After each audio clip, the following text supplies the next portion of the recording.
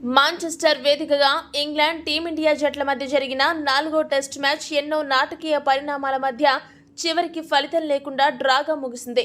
4వ రోజు ఆటలో రెండో ఇన్నింగ్స్ బ్యాటింగ్కి దిగిన టీమిండియా జట్టు ఆరంభంలోనే 2 వికెట్లు కోల్పోయి పీకల్లోతు కష్టాల్లో ఉన్న సమయంలో ఓపెనర్ రాహుల్, కెప్టెన్ గిల్ ఇద్దరూ కలిసి టీమిండియా ఓడిపోకుండా అడ్డుగోడలా నిలబడ్డారు.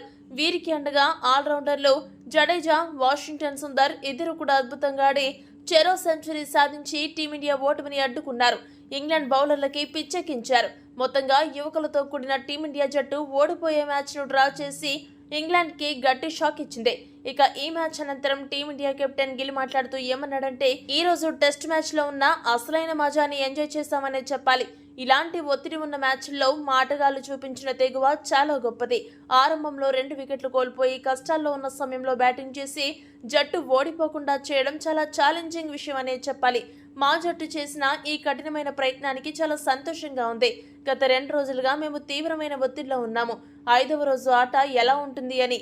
ఇక ఇంగ్లాండ్ కెప్టెన్ బెన్ స్టోక్స్ చివరిలో ఆటని నిలిపేద్దామని ఆఫర్ ఇచ్చినప్పటికీ ఈ మ్యాచ్ ఓడిపోకుండా ఎంతో శ్రమించిన జడేజా, సుందర్ సెంచరీకి అర్హులు. వారు సెంచరీకి దగ్గరగా ఉన్న సమయంలో మ్యాచ్ ని నిలిపివేయాలి అనే ఆలోచన ఏమాత్రం సరైనది కాదు.